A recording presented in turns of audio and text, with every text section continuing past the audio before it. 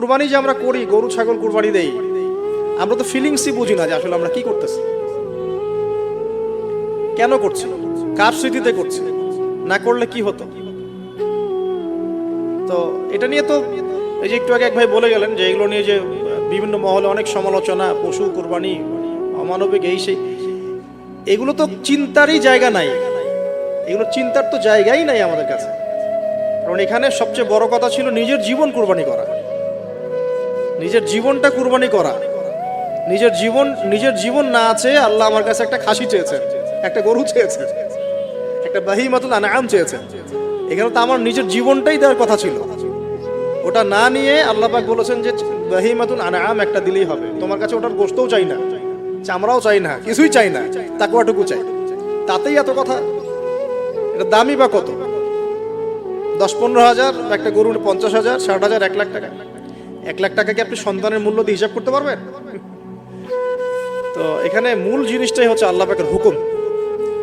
আল্লাহ পাকের হুকুমই সবচেয়ে বড় কথা। আল্লাহ পাকের হুকুমের ফলেই নেকি হয়, অন্য কোনো কাজে নেকি। আল্লাহ পাক হুকুম দিয়েছেন বলেই। একটা এক্সাম্পল দিয়ে যার সামনে যাব। হাজিরা মিনায় রাত কাটাবে না, মিনায় এমনিতে হারাম শরীফে নামাজ পড়লে কত নেকি হয়? 1 রাকাত নামাজ পড়লে 1 লক্ষ নেকি হয়। মানে 1 ওয়াক্ত নামাজ পড়লে 1 লক্ষ ওয়াক্তের নেকি। হারামের কথা বলছে, কাবার কথা বলছে। আর মদিনায় তো 1000। তো কাবা ঘরে নামাজ পড়লে এত নেকি হয়। আল্লাহ রাব্বুল আলামিন এখান থেকে হাজিদেরকে বলেছেন যে মিনায় গিয়ে রাত কাটাতে হবে। এখানে হুকুমটা কি? মিনায় গিয়ে রাত কাটাতে হবে, এটা হজের একটা কাজের মধ্যে অন্তর্ভুক্ত।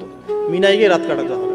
আর কেউ যদি মনে করে যে মিনায় গিয়ে তো নামাজ পড়লে তো 1 লক্ষ রাকাত নেকি নাই, হারাম শরীফে নামাজ পড়লে 1 ওয়াক্ত পড়লে 1 লক্ষ ওয়াক্তের নেকি হয়, তা আমি হারামেই থেকে যাই, মিনায় যাব না, ও কি নেকি পাবেন? ওর হজই হবে না। এখানে নেকিটা বড় কথা না, বড় কথাটা কি? আল্লাহর হুকুম। আল্লাহ পাকের হুকুমের পিছনে কি নেকি আছে এটা আমি সংখ্যা দিয়ে কাউন্ট করতে পারবো না।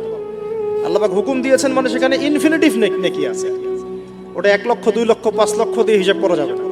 এখানে কেন কুরবানি করছি? আল্লাহর হুকুম। যুক্তি বিজ্ঞান দর্শন খোঁজার দরকার নেই তো আমার। তো এবার আল্লাহ রাব্বুল আলামিন কিভাবে বলছেন কোরআনে? আল্লাহ পাক বলছেন, ইব্রাহিম আলাইহিস সালাম বলেন, ইন্নী যাহিবুন ইলা রাব্বি সায়াহদিন, আমি চললাম আমার রবের পথে, তিনি আমাকে পথ দেখাবেন। এই আয়াতটা খুবই মনে শান্তিদায়ক আয়াত। জীবনে অনেক কিছু হয়ে যাবে, কিন্তু এই আয়াতটা যদি তেলাওয়াত করতে পারেন ভিতরে ভিতরে আল্লাহকে পাবেন।